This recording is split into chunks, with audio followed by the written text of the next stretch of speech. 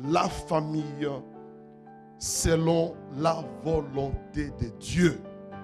Et les buts, et je les demande fortement au Seigneur, est de nous sensibiliser sur la famille. Je voudrais nous sensibiliser tous, et moi-même aussi, sur la famille. C'est mon premier objectif. Le deuxième, et je l'ai demandé au Seigneur, je disais, c'est de bénir une famille. C'est d'encourager une famille. C'est de fortifier une famille. Car la famille, c'est la base. C'est le socle. C'est le fondement. La famille. Je veux que le Seigneur puisse nous aider ce matin. Et chacun de nous aura sa part dans la mesure où tous nous sommes issus d'une famille. Nous appartenons d'une manière ou d'une autre à une famille. Nous serons donc tous bénis, encouragés, fortifiés et sensibilisés. Et d'emblée, je voudrais vous encourager, mes frères et sœurs, à profiter pleinement de la journée du 25 décembre. Même si ce n'est pas exactement le jour de la naissance de Jésus, mais je voudrais nous encourager à profiter pleinement en famille. Entre papa, maman, mari, épouse, les parents avec les enfants, pleinement, ou entre frères, sœurs. Les jours pour lesquels nous pouvons profiter plutôt pour nous poser, pour nous regarder en famille, pour nous encourager, mettre un peu de côté nos fardeaux, mettre un peu de côté nos soucis et rester en famille, manger ensemble. Si tu n'as pas la possibilité de te retrouver avec les membres des familles biologiques, mes frères, il y a possibilité d'intégrer une famille spirituelle, de frères et sœurs avec qui tu pourras passer des moments de qualité. Nous devons, mes frères et sœurs, profiter des occasions que Dieu nous donne, surtout en famille, pour nous réjouir. Nous réjouir pleinement, pleinement. Ne vous permettez pas un tel jour de rester toute la journée devant la télé pour regarder un match. C'est dommage. Toute la journée pour regarder un film. Ça va te prendre toute la journée. Au lieu de regarder en face ton épouse, au lieu de regarder en face ton mari et passer du temps, des moments de qualité avec les enfants. Vous savez, la télé nous vole le temps. Mais je voudrais nous dire, ce jour-là, ne permettez pas à la télé de vous voler du temps. Profitez pleinement en famille. Je voudrais encourager quelqu'un, profite pleinement. Passe des moments de qualité. Pleinement. Les jours passent, les années passent, nous n'allons jamais les récupérer. Jamais. Que le Seigneur nous aide. Que le Seigneur nous aide. La famille, selon la volonté de Dieu. Pourquoi donc la famille selon la volonté de Dieu? Parce que, mes frères et sœurs, à côté de la volonté de Dieu, il y a la volonté de l'homme. Il y a la volonté du diable. À côté de la volonté de Dieu, il y a les perversions des hommes. Il y a les déviations. Il y a les inspirations satanico-diaboliques qui sont loin de la volonté de Dieu. Et je vais parler ce matin de la volonté de Dieu. Parce que laissez-moi vous dire que la bénédiction, la vraie, se trouve dans la volonté de Dieu. Le bonheur, la vie, tout ça se trouve dans la volonté de Dieu. Pas dans les inspirations du diable. Pas ce que la société nous présente. Pas ce que les hommes nous présentent. Mais si tu veux la bénédiction, tu veux le bonheur, cherche à connaître quelle est la volonté de Dieu. C'est là où se cache la vie. C'est là où se cache le bonheur. C'est là où se cache ton épanouissement. Dans la volonté de Dieu. Pas ailleurs. Ainsi, chaque fois qu'on voudrait aborder un projet ou faire quelque chose, il faudra chercher à savoir, Seigneur, quelle est ta volonté? Quelle est ta volonté? Parce que c'est dans cette mesure-là que nous serons bénis. La Bible ne dit-elle pas dans 1 Jean 5, 14, nous avons auprès de lui cette assurance que si nous demandons quelque chose selon sa volonté, il nous écoute. Quand nous demandons quelque chose selon sa volonté, il nous écoute. Direct. Ça va le toucher et il va agir. Parce que nous avons demandé selon sa volonté. Matthieu 6, 10 dit, quand Jésus instruit les disciples concernant la prière, il dit quand vous priez, que ton règne vienne, que ta volonté soit faite sur la terre comme elle est au ciel, la volonté de Dieu. Jésus rappelle encore dans Matthieu 7, 21, ce ne sont pas tous ceux qui me disent Seigneur, Seigneur, qui entreront dans le royaume des cieux, mais celui-là seul qui fait la volonté de mon Père qui est dans les cieux. La volonté de Dieu. C'est quoi la famille selon la volonté de Dieu? De qui est-elle composée? Comme le démontrent tous les passages que nous avons lus ensemble ce matin, et plusieurs d'autres, je pouvais vous faire lire autant de passages, mais j'avais choisi quelques-uns. Et tous ces passages démontrent en suffisance que la famille selon la volonté de Dieu est composée d'un père, d'une mère et des enfants. La famille selon la volonté de Dieu n'est pas composée de deux pères et de deux mères et des enfants.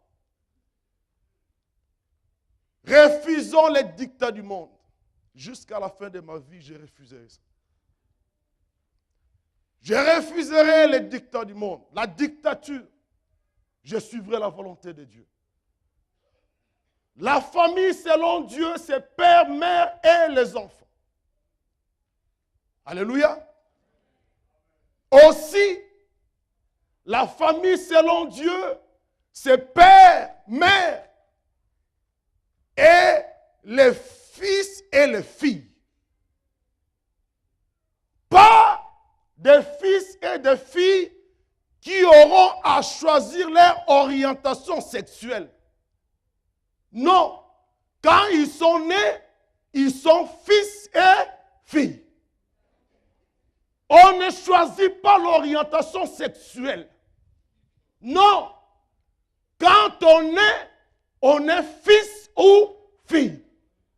On est garçon ou fille. On ne choisit pas l'orientation sexuelle. C'est un mensonge. Nous devons refuser ce mensonge. Nous devons veiller sur nos enfants. Parce que le monde veut leur inculquer ce mensonge. Le monde veut corrompre nos enfants. Quand ton enfant vient de l'école, même en maternelle, cherche à savoir qu'est-ce qu'on lui dit. Parents, vous m'entendez?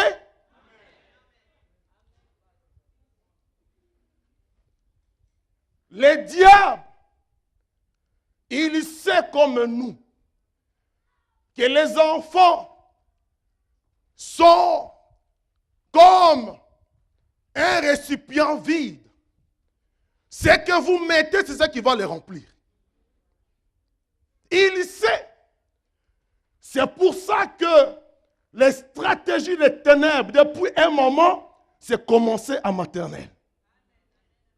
Le diable sait. il connaît la Bible comme nous. Et le Seigneur dit, inculquez aux enfants. Quand ils sont encore enfants. Instruis l'enfant quand il est enfant. Et quand il grandira, il ne s'en détournera point. Les bases que vous posez, c'est l'enfant de demain. C'est pour ça que la stratégie actuelle, on va mettre des écrits, des livres, pour dire aux enfants que quand vous naissez, vous n'avez pas de sexe. Vous n'êtes pas fille ou garçon. Vous allez choisir l'orientation. Vous allez choisir à vous comporter comme un homme ou comme une femme. Plus question de filles, garçons. Ça a commencé, mes frères et sœurs. Est-ce que vous le savez? Les plans de l'ennemi, c'est détruire tous les plans de Dieu. Et s'il faut bien accomplir son boulot, c'est la famille. La famille, donc, selon la volonté de Dieu, c'est père, mère, les enfants qui ont le sexe garçon ou fille, bien identifiés. On ne choisit pas l'orientation sexuelle. Après avoir créé Adam et les autres créatures, la Bible dit, pour Adam, il ne trouva pas une aide semblable. Il était seul, dans la solitude.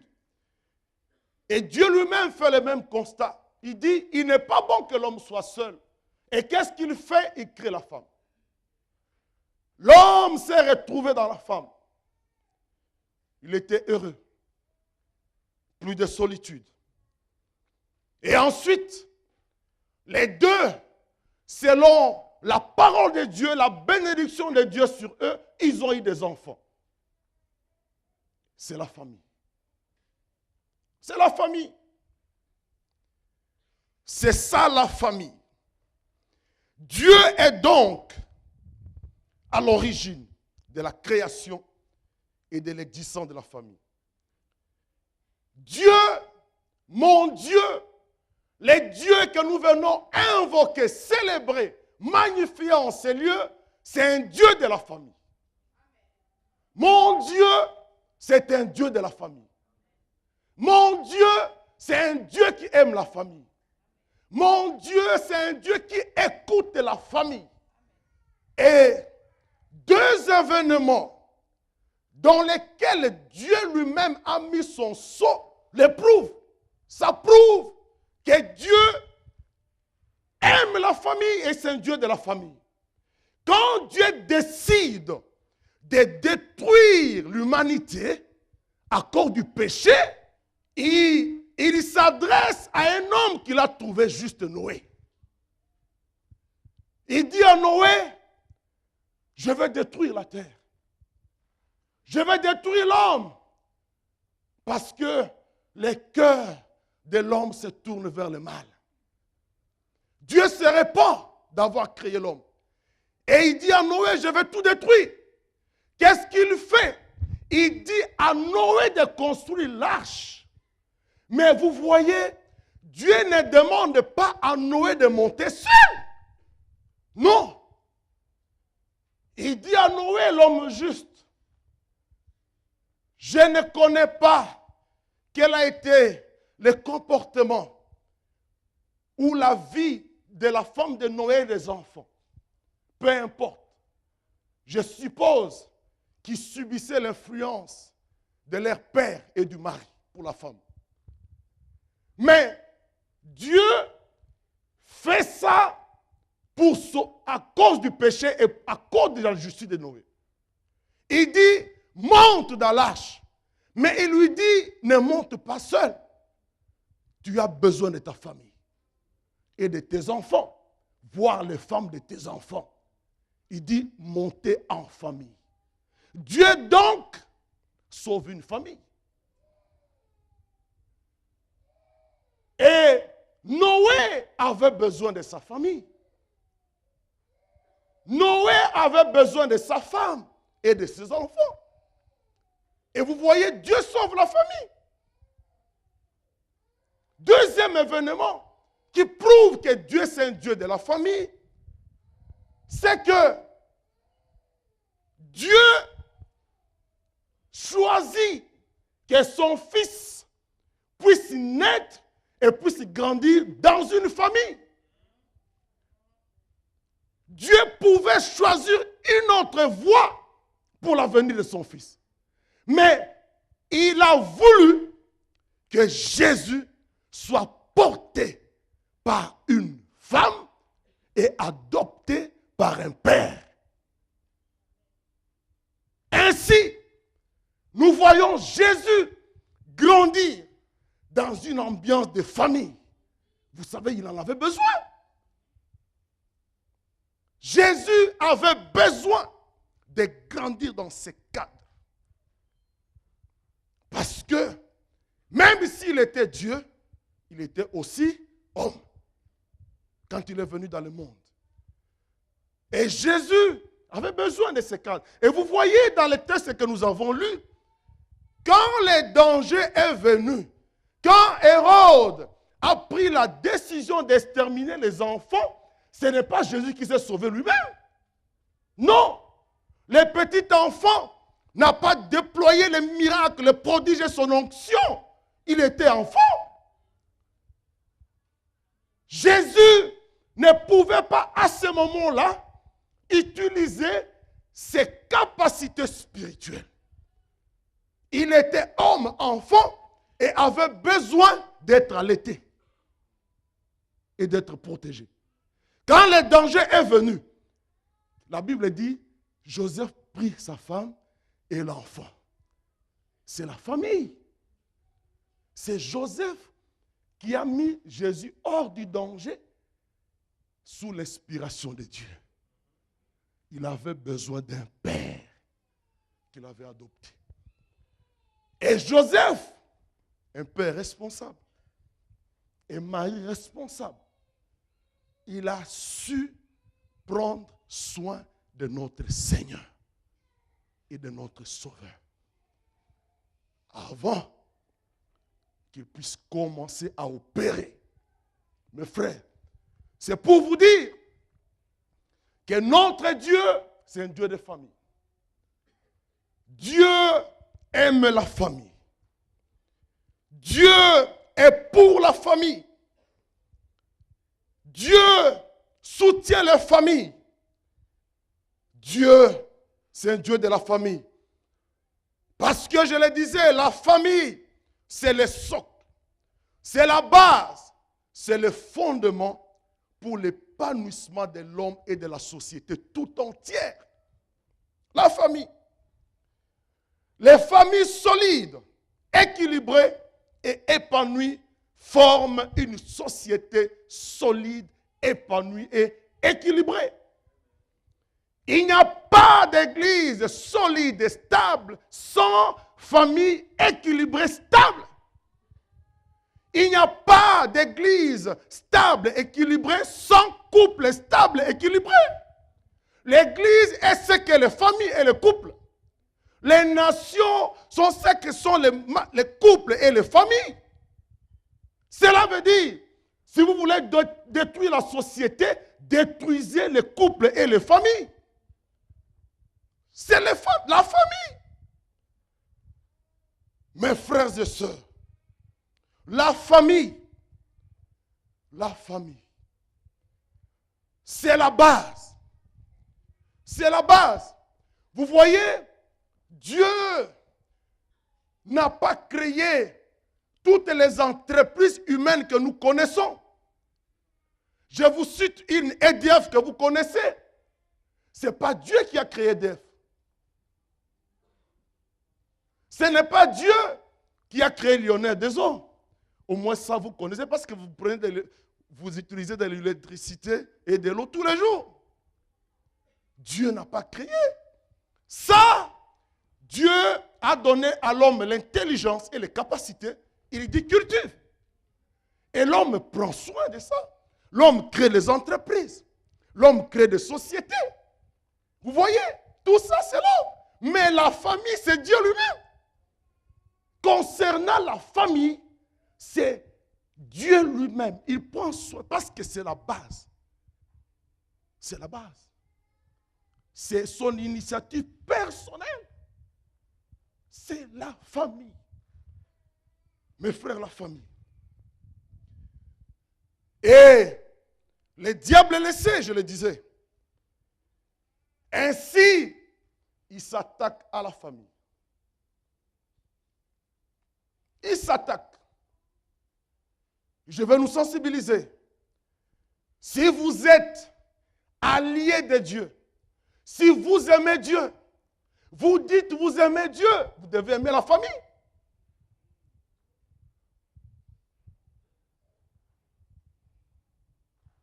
Nous devons, mes frères et sœurs, en tant qu'enfants de Dieu, en tant que serviteurs et servants de Dieu, en tant qu'Église, de manière individuelle, de manière collective, nous devons investir nos efforts pour la famille.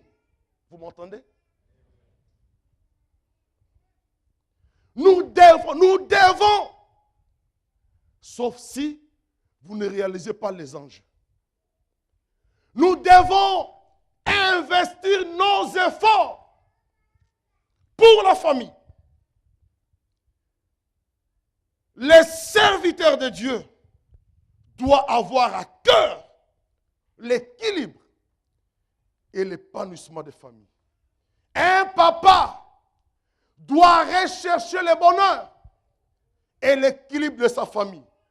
Il doit en faire un défi et un objectif principal. Un objectif principal. Avant tout, après Dieu, c'est la famille.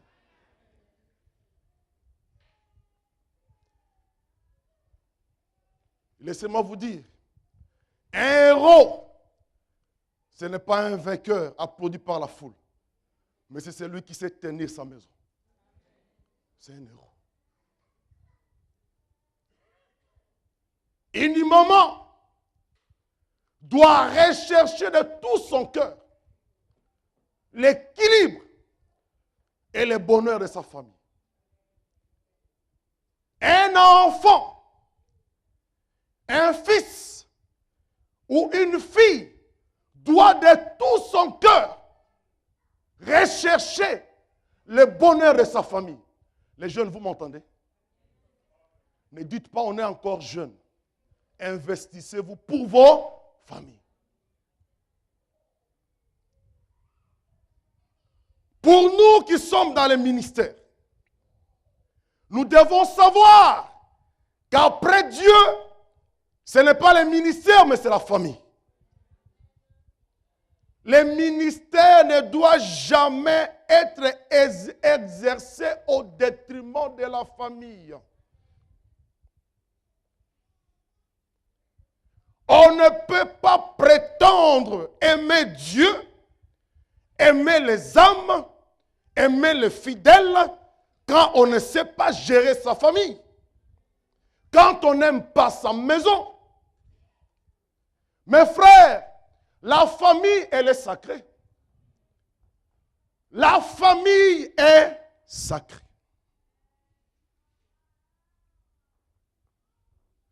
La famille,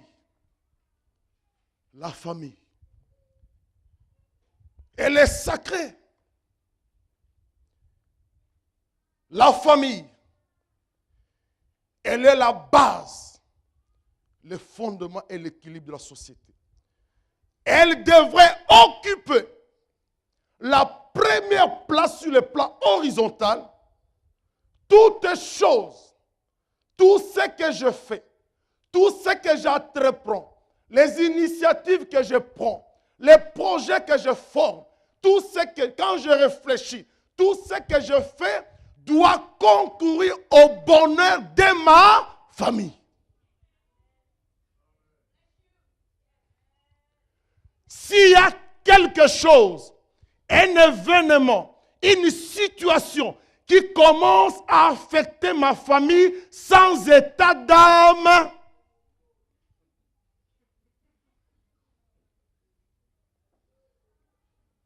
je dis non.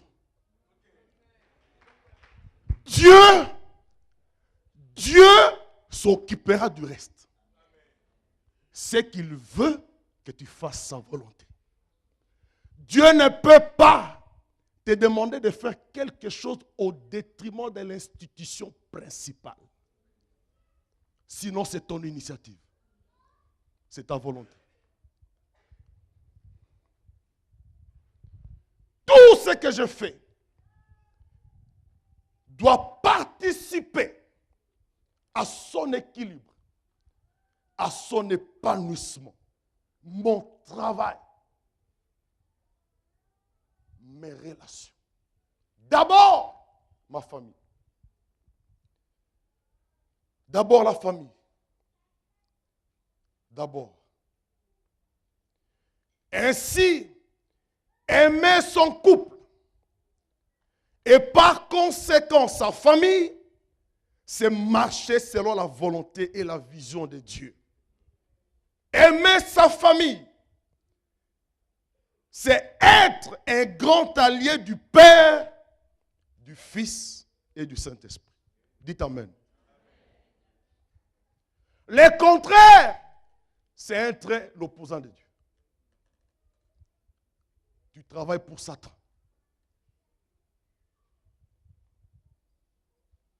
Mes frères et sœurs, il n'y a pas meilleur que la famille.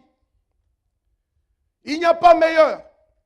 Et laissez-moi vous dire, notez-les, c'est bien d'atteindre la lune. Un grand exploit, n'est-ce pas? C'est bien. Les hommes le font, ils veulent encore aller plus loin. Mais c'est mieux de trouver une bonne famille en rentrant sur la terre. Sinon, reste sur la lune avec tes exploits. C'est bien tout cela. C'est bien des entreprises, c'est bien. Mais c'est mieux quand on rentre chez soi et on trouve une famille. Pas de comparable. Pas de comparable. Mon équilibre en dehors de ma maison dépend de l'équilibre de qu'est-ce que j'ai dans ma maison. Quand on est équilibré, stable chez soi, quand on sort de chez soi, on sera un homme équilibré, stable et utile pour la société. Acclamez le Seigneur. Les personnes que vous voyez s'embrasser dans la rue, les hommes que vous voyez s'embrasser dans le métro, des hommes de mon âge, des fois plus âgés que moi, les hommes qui sont comme moi, je me dis, c'est parce qu'il n'y a pas d'équilibre à la maison.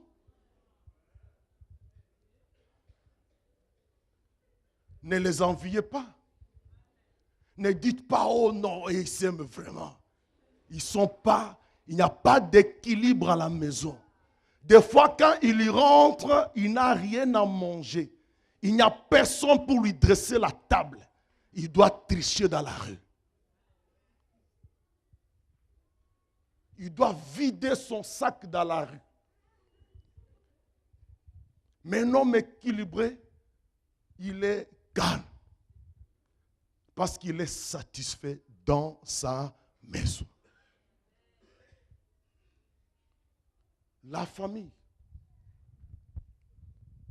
La famille. Un homme heureux, ce n'est pas celui qui a de multiples diplômes, mais c'est celui qui a une famille solide. Mes frères, parce qu'il en est ainsi, nous devons nous investir davantage. Si tu le faisais moins, à partir d'aujourd'hui, fais-le plus de 100%. Consacre tellement du temps à ta famille. Donne, non, mais il n'y a pas assez. Fais-le encore et encore. Regarde tes enfants, donne-leur tout ce dont ils ont besoin. Regarde-les, dis-leur que vous êtes, oh mes enfants, je ne sais pas quoi vous dire. Regarde ta femme, dis-le, mais non, regardez vos enfants. Les enfants, regardez vos parents, dites-leur, mais papa, je ne sais pas, tu es un père formidable. Profitez-en. C'est la famille. Et ce que je dis là, ça inspire les jeunes qui aspirent aux familles. Vous voyez? Vous n'allez pas construire la famille dans la rue en train de vous embrasser.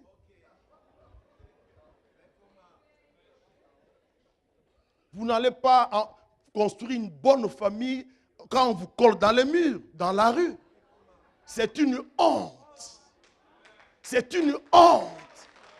C'est une honte. Et là, le diable veut saper ton avenir. Il veut te détruire maintenant pour compromettre ton futur. Il faut investir. Un investissement, c'est un sacrifice. Je me sacrifie aujourd'hui pour un lendemain meilleur. Alléluia. Pour la jeunesse. Pasteur, je fais la pub de mon livre. Je suis en train d'écrire un livre pour la jeunesse. Dans ce sens-là. Alléluia. Dans ce sens. Qu'est-ce que tu seras demain? Ça dépend des décisions que tu prends aujourd'hui sur le plan spirituel, sur le plan professionnel et académique et sur le plan du choix. Ton avenir dépend de ça. Ça dépend de ça. Il faut faire des sacrifices pour une bonne famille demain. Pour avoir un bon mari. Parce que tu veux un bon mari demain, tu dois être une bonne femme. Toi, tu vis dans le péché, tu veux que Dieu te donne un bon mari. Toi, tu vis dans le péché, tu veux que Dieu te donne une bonne femme. Au bon mari, au bon frère, Dieu donne des bonnes sœurs. Aux bonnes sœurs, Dieu donne des bons frères. Voilà l'investissement. Si tu es un faux frère, tu vas trouver une fausse sœur. Dieu ne peut pas investir un bon frère sur une mauvaise sœur. Dieu est juste. Alléluia. Dieu est juste. Il est juste, notre Dieu.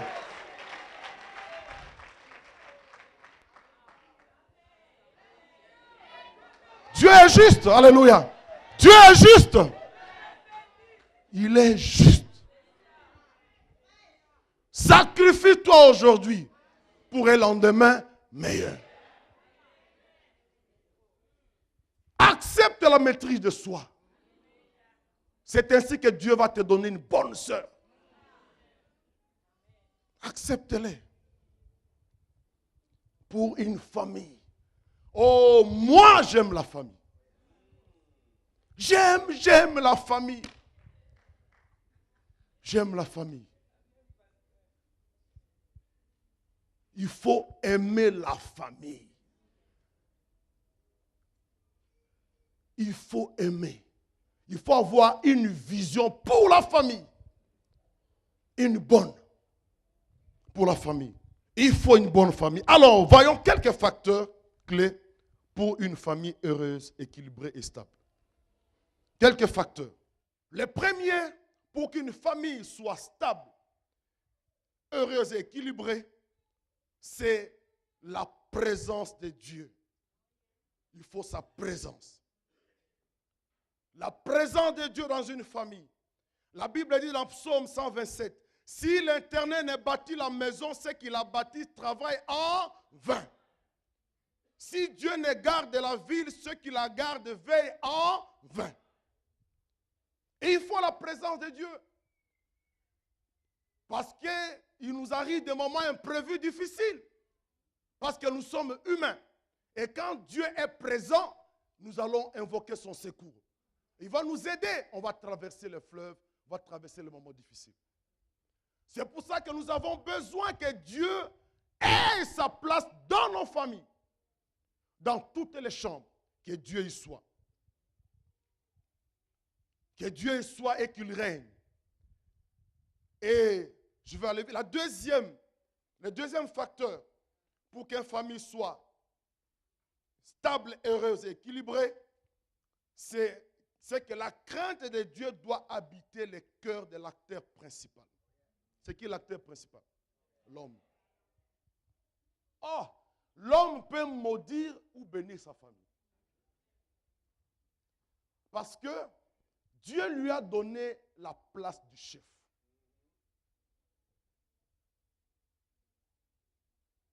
Dieu lui a reconnu cette place d'autorité.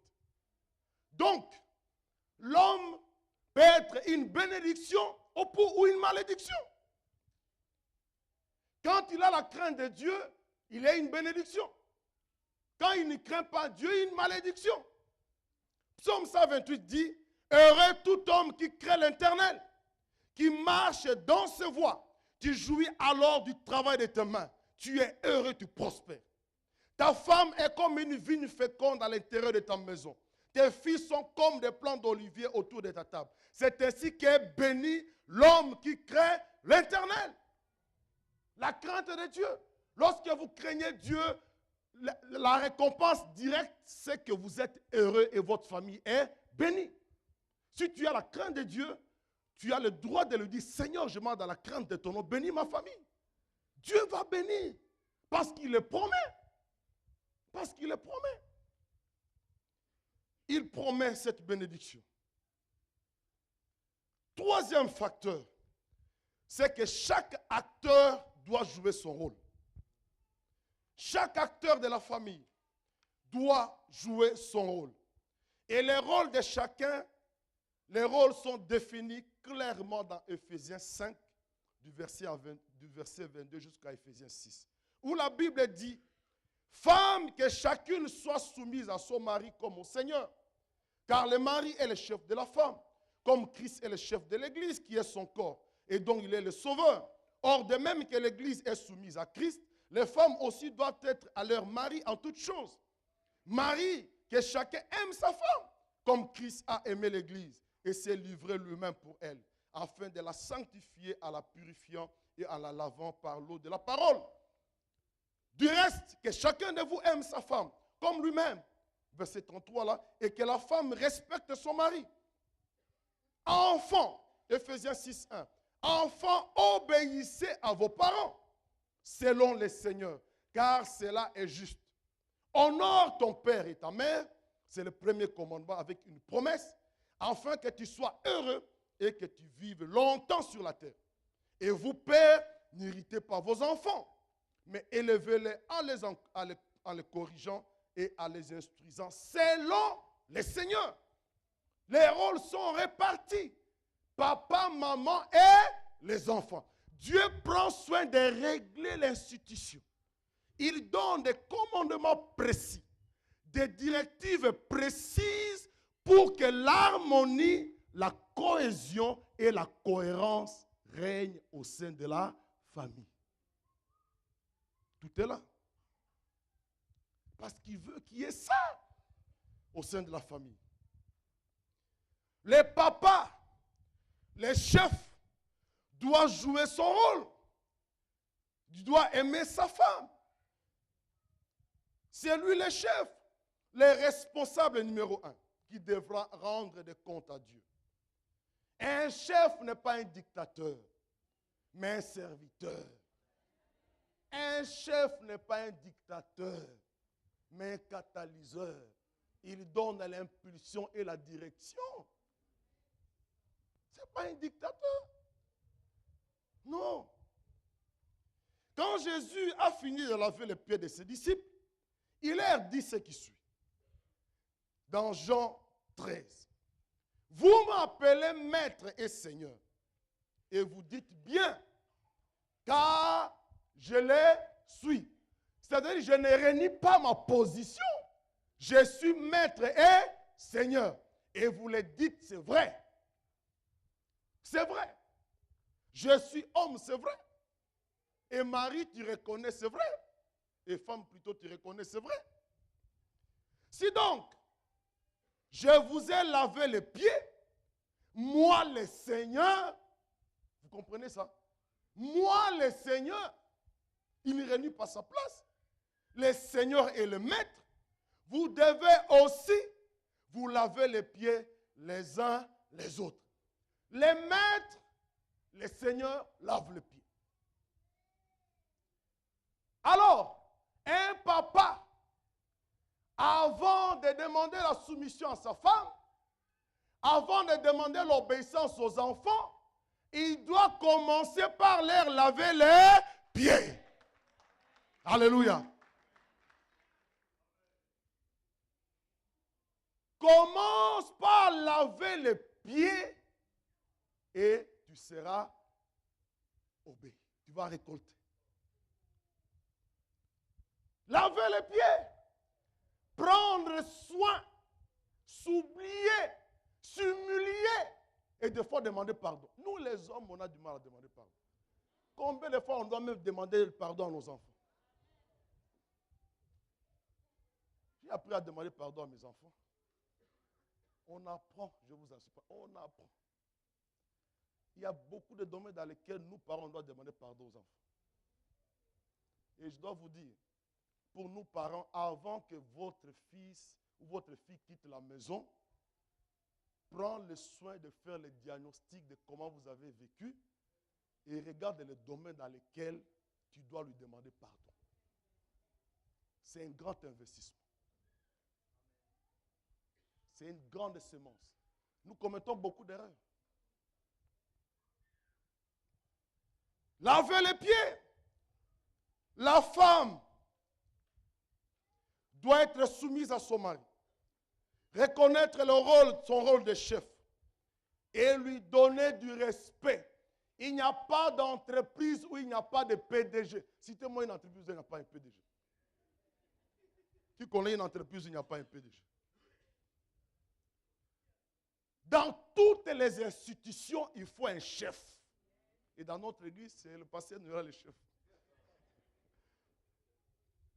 Dans toutes les entreprises. Aussi, dans la famille, les chefs, c'est l'homme. Il ne faut pas contester. Même s'il lave les pieds, mais c'est le chef. Sauf que pour être réellement un chef, il faut laver les pieds. Parce que des fois, non, lave d'abord les pieds. C'est là où nous échouons. Il y a des endroits où on ne veut pas qu'on dise que le mari, c'est un chef de la famille. Oh, c'est l'égalité, c'est faux. C'est un mensonge. Les maris, ne vous sentez pas diminués par ça. Quand tu arrives chez toi, et c'est un problème en Angleterre, dans le pays de Queen. Les hommes se sentent tellement diminués, ils sont tellement, ils ont perdu, même les hommes de Dieu. Ils préfèrent investir au pays. Je ne veux pas acheter une maison là-bas à Londres, parce que là-bas c'est pour la femme. C'est le Queen. Moi je veux investir au pays. Alors tout son argent c'est au pays. Et la femme, c'est en Angleterre. Pas d'unité, la famille divisée. Ils cohabitent colocateurs dans une même maison. Diminuer. Alors ne nous laissons pas influencer par ça. Ne nous laissons pas diminuer. Tu es le chef. Lave bien les pieds et exerce ton autorité de chef. Lavez les pieds. Une femme doit bâtir sa famille. Une femme doit bâtir la maison. La femme sage ou la sagesse féminine bâtit la maison, nous dit Proverbe 14:1. Une femme bâtit, une femme corrige les erreurs de son mari. Une femme couvre les péchés. Une femme apaise l'abus du pouvoir de son mari à la maison. Elle rassure les enfants. La femme ne peut pas se comporter comme un homme. Si c'est pareil, les enfants sont terrorisés. Il y a des choses que mes enfants ne peuvent pas me dire. Ils vont dire à leur maman. Et c'est normal. C'est normal. C'est normal. Au moins, ils vont dire à leur maman. Vous voyez ça, c'est de l'équilibre. C'est de l'équilibre. Mais quand les enfants ne peuvent pas parler ni au papa, ni à la maman, ils sont les plus malheureux. Ils vont vivre dans l'hypocrisie, terrorisés. Parce que maman comme papa.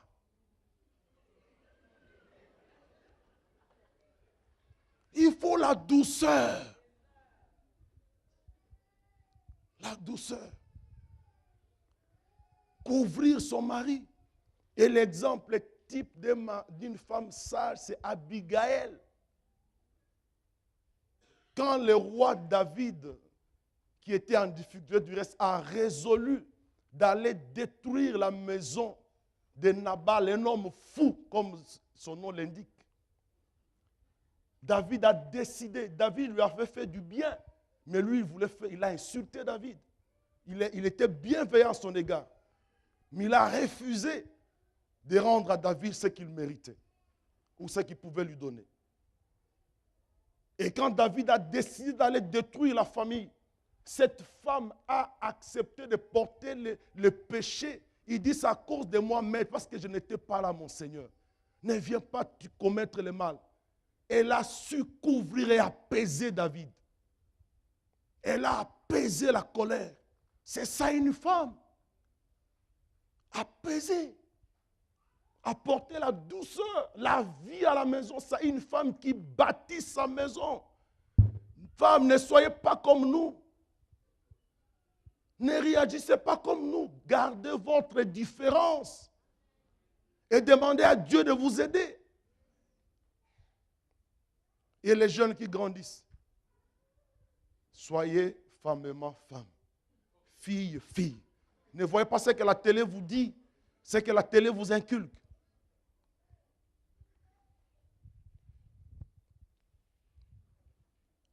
Une femme sage bâtit sa maison. Et les deux, papa et maman, ont des responsabilités vis-à-vis des enfants. Responsabilité. La première, c'est qu'ils doivent éviter de les irriter. C'est-à-dire exiger d'eux ce qui n'est pas raisonnable. Avec dureté et même harcèlement. Provoquant ainsi leur colère. L'irritation. Le manque de douceur. Demander aux enfants plus que nous, ce que nous ne pouvons pas faire nous-mêmes. Là où on n'a pas pu réussir, on veut que les enfants réussissent. Là où on a échoué, on veut faire porter le manteau à l'enfant. David a refusé le manteau de Saül. C'était lourd. Il ne pouvait pas combattre avec ça. Ils doivent au contraire les élever en les corrigeant et en les éduquant, selon le Seigneur. Selon le Seigneur. Et cela se joue à deux niveaux. Par l'exemplarité dans nos actes. Parce qu'en effet, la meilleure éducation passe par l'exemplarité dans nos actes. C'est-à-dire être un modèle et un exemple pour les enfants, par nos actes, par nos actions, par nos attitudes et par nos valeurs. Car ce que nous faisons parle plus fort que ce que nous disons aux enfants. On ne peut pas être en train de fumer et dire à son enfant ne fume pas. Parce qu'en fumant, en prenant du chanvre, tu lui dis va le faire parce que c'est bon. Parce qu'il voit que tu fais, ça va l'inciter à faire la même chose. Vous dites des gros mots. Des gros mots. C'est à la mode, des gros mots. Mais vous demandez à l'enfant de ne pas le faire. L'église se torture. Les frères Guilain, avec tous ses amis, font de leur mieux pour que les enfants aient un langage chrétien. Mais quand ils rentrent à la maison, que des gros mots, que des insultes, confusion, une mauvaise semence que nous jetons sur les enfants. Nous devons être d'abord par l'exemple. C'est le premier niveau d'enseignement. Être un modèle. Et c'est le modèle de leadership que Jésus a utilisé. Avant de parler, d'enseigner, il pose un acte. Parce que par l'acte qu'il pose, il impacte les disciples. Parce que nous faisons, surtout les enfants, nous sommes tout pour eux. Papa, c'est le champion. D'abord par nos actes. Et le deuxième niveau, par l'enseignement. Proverbe 19, 18. Instruis ton fils tant qu'il y a de l'espoir. N'en viens pas à souhaiter sa mort. D'abord, instruis. Instruis-les. Instruis l'enfant. Instruis l'enfant quand tu es jeune, il ne s'en détournera point. Jésus a fonctionné de la même manière. Même l'apôtre Paul, face à son fils Timothée, la même chose. D'abord les actes. Et de loin, il peut enseigner. Et lui dire, tu as vu ce que j'avais fait. Fais la même chose. Pose les mêmes actes. Pose les mêmes actes.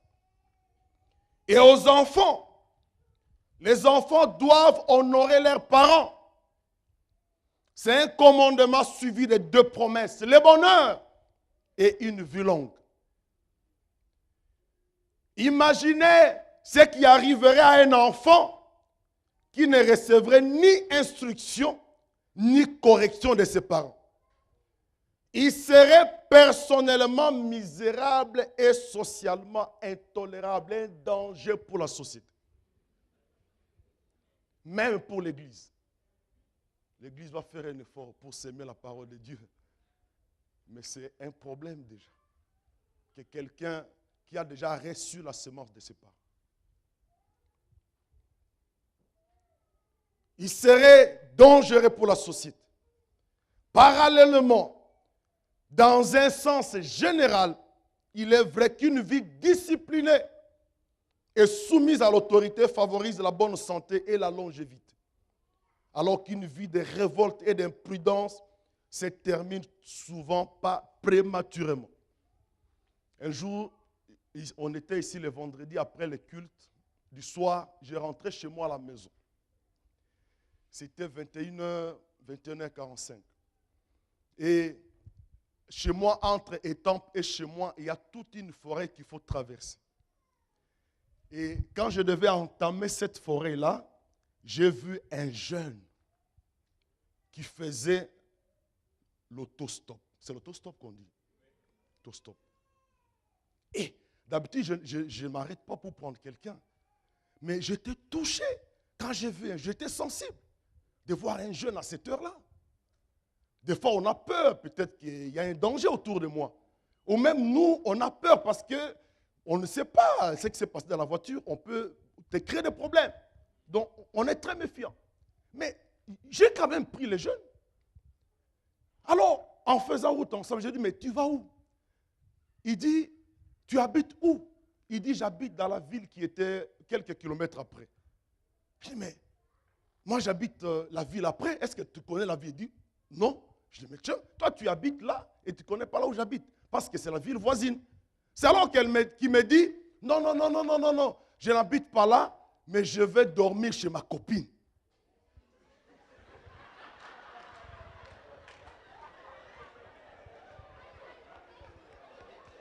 Jésus.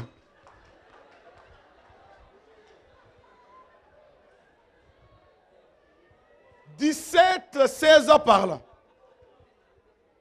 Oh, ma copine, je vais chez ma copine. Tiens, mais et tes parents t'ont autorisé? Oui. Mais dit, mon petit, mais...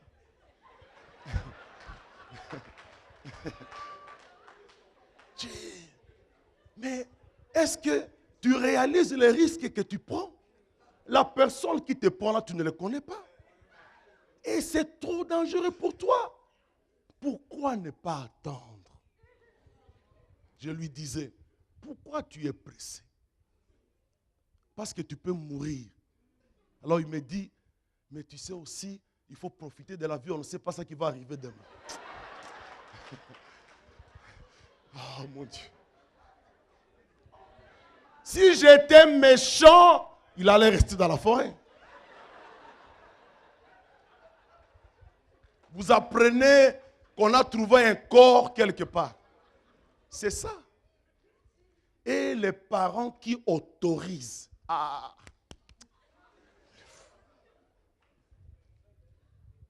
Aucune autorité.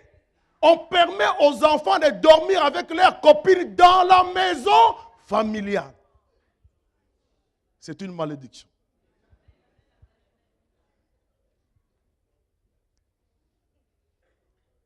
Père, mère, dites non à votre fils. Dites non à votre fille. Dites pas chez moi. C'est le chemin de la malédiction. Mais commencez par inculquer. Il faut se garder, mes frères et sœurs. Il faut obéir aux parents. Respecter, parce que cela vous protège. Quatrième facteur pour l'équilibre, c'est les dialogues.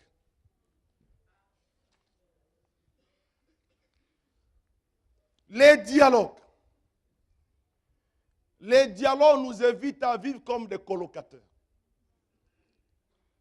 Ce que le dialogue peut apporter à une famille, c'est que le dialogue permet de créer, d'instaurer et de restaurer des relations solides et de complicité au sein de la famille.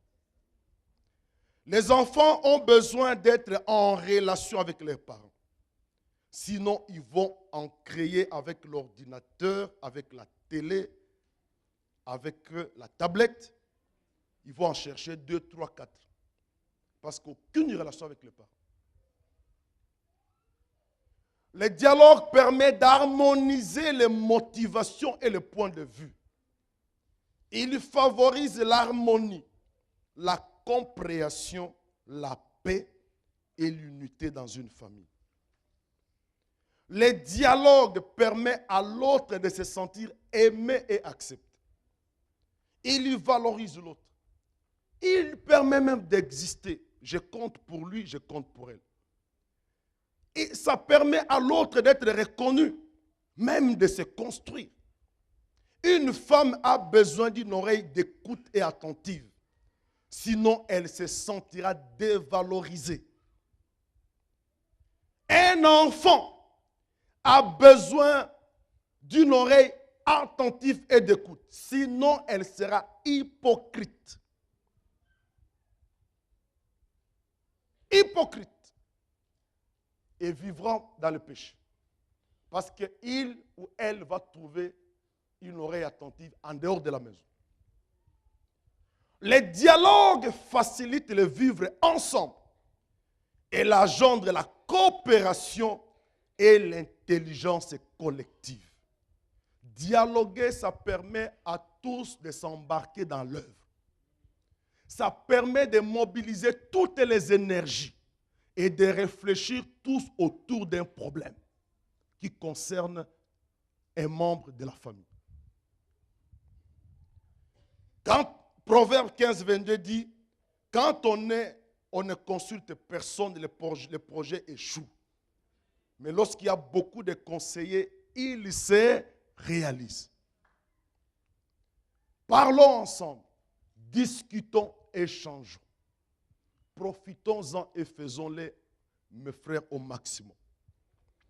Le dernier facteur, c'est que l'amour inconditionnel doit être au centre des relations entre les différents acteurs. Je dis bien l'amour inconditionnel. Pas je t'aime parce que tu es beau. Pas je t'aime parce que tu es belle. Pas je t'aime parce que tu m'amènes à la maison de bonnes notes.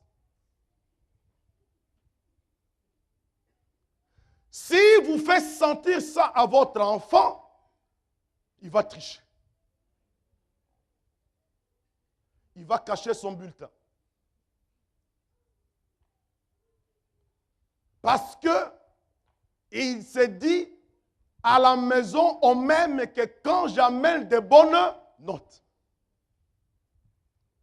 Nous devons faire la part des choses entre la personne et les actes. Et notre maître Jésus savait le faire. Aimer de manière inconditionnelle. Inconditionnelle. Parce que Dieu nous aime d'une manière inconditionnelle. Dieu ne nous aime pas parce qu'on aura posé des actes. Dieu ne vient pas vers nous parce qu'on a des talents, des dons, ou on a fait des choses meilleures. Jésus est mort pour nous quand nous étions perdus.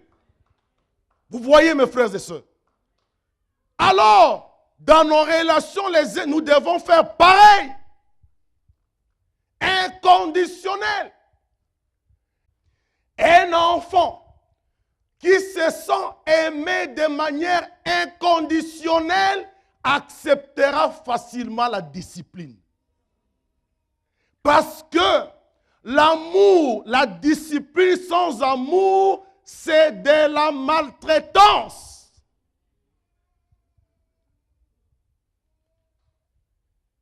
C'est vous me maltraitez. Mais regardez un enfant qui se sent aimé.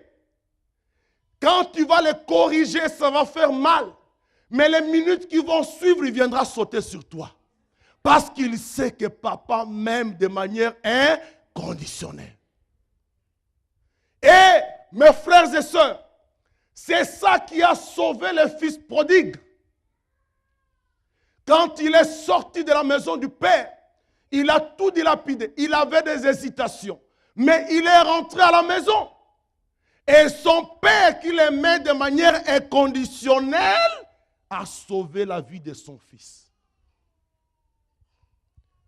Il a sauvé la vie de son fils.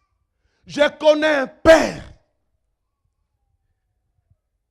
malheureusement, qui a maudit. Les parents ne peuvent pas maudire les enfants. Attention!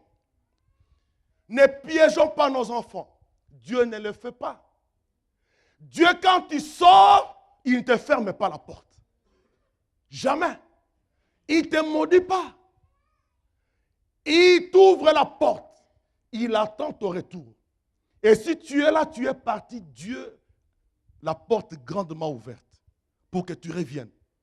Alors ce papa, il a piégé son fils. Il lui a dit, son fils était alcoolique. Son fils était alcoolique. Et il dit à son fils, parce que chaque fois il disait, il faut arrêter, le fils n'arrivait pas à arrêter. Il prenait de l'alcool. Il lui dit, les jours, si tu prends encore de l'alcool, tu n'arrêteras plus jamais de prendre. Si tu continues à prendre ça, c'est fini, tu n'arrêteras pas. L'enfant a écouté, mais les jours, il a essayé de résister. Mais il s'est retrouvé dans une condition où il a pris encore de l'alcool.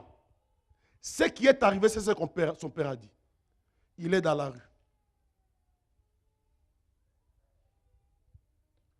L'enfant, le papa a maudit son fils. Si tu prends prochainement, c'est fini. Mes frères et sœurs, ne maudissons pas nos enfants. Ne maudissons pas. Attention à ce que nous disons aux enfants. La seule chose à faire, lorsque nous recherchons l'équilibre de la famille, c'est ce que Dieu nous demande. Quand il y a une situation, il faut prier. Parce qu'il n'y a pas meilleur que ça. Dieu n'attend que nos prières pour bénir nos familles. Parce que Dieu aime la famille. Quand tu lui parles de tes enfants, il va écouter. Quand tu lui parles de ton mari, il va écouter. Quand tu lui parles de ta femme, Dieu va écouter. Et ça va amorcer les dynamiques qui apportent la bénédiction de Dieu. Mais ne maudissons pas. Femme, ne maudis pas ton mari. Mari, ne maudis pas ta femme. La seule chose à faire, c'est demander la grâce de Dieu. Parce que Dieu aime la famille, il viendra bénir votre famille. Lèvons-nous et prions. Alléluia.